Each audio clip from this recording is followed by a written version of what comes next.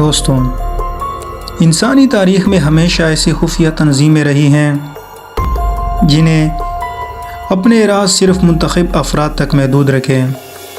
کچھ کے نام ہمیں معلوم ہے، جیسے فری میسنز، ایلومیناٹی اور نائٹ ٹیمپلرز، اور پھر ایک اور پراسرار نام OTO یا آرڈو ٹیمپلی اورینٹس۔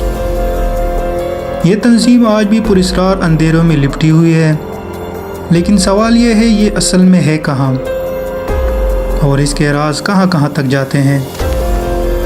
19ویں صدی کے آخر میں اور 20ویں صدی کے آغاز میں یورپ ایک عجیب دور سے گزر رہا تھا۔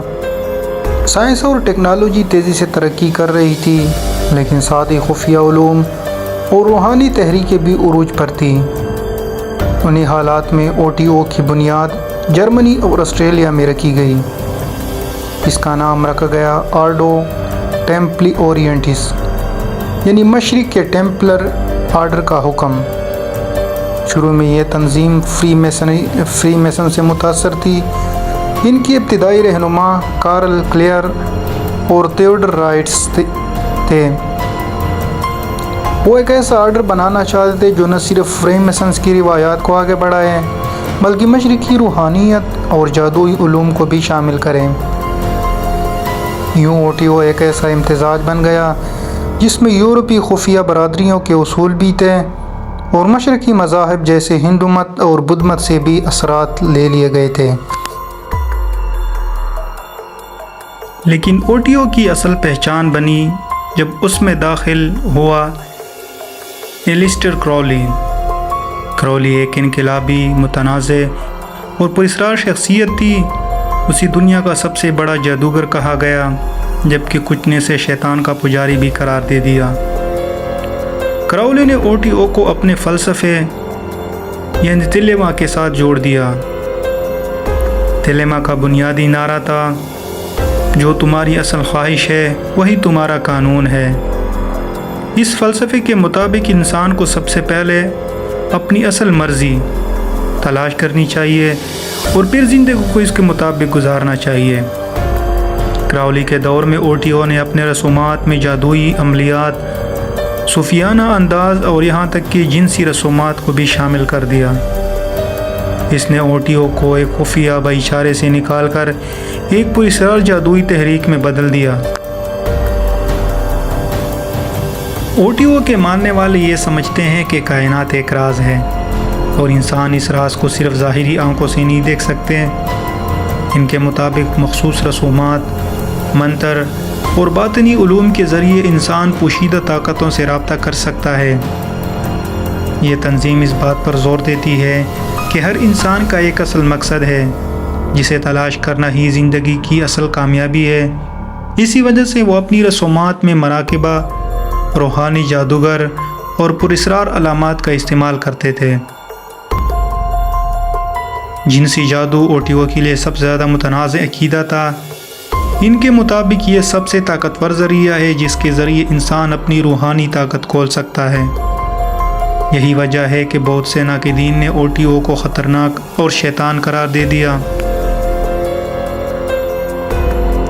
OTO کے اندر ڈگریز کے خاص نظام تھا۔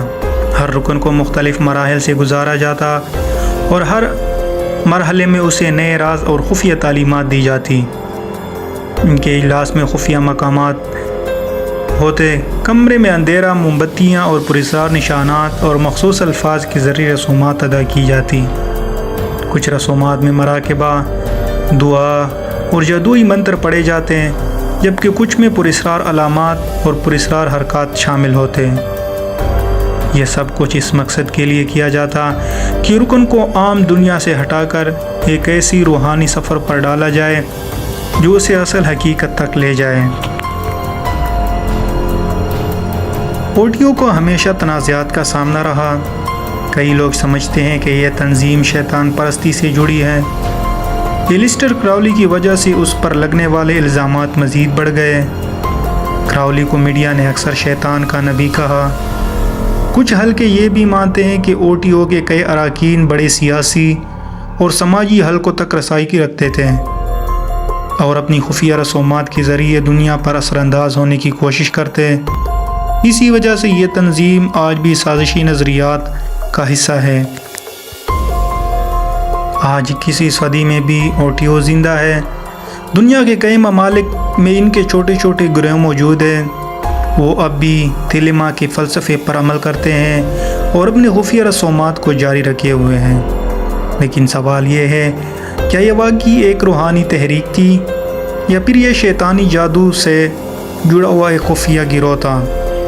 کچھ لوگ کہتے ہیں کہ یہ محض ایک باطنی تحریک تھی جو انسان کو خود شناسی کی طرف لے جانا چاہتی تھی، جبکہ دوسرے لوگ سمجھتے ہیں کہ یہ خطرناک گروہ ہے جو اپنی رسومات کے ذریعے انسانیت کے اندھیروں میں دھکیل دیتا ہے۔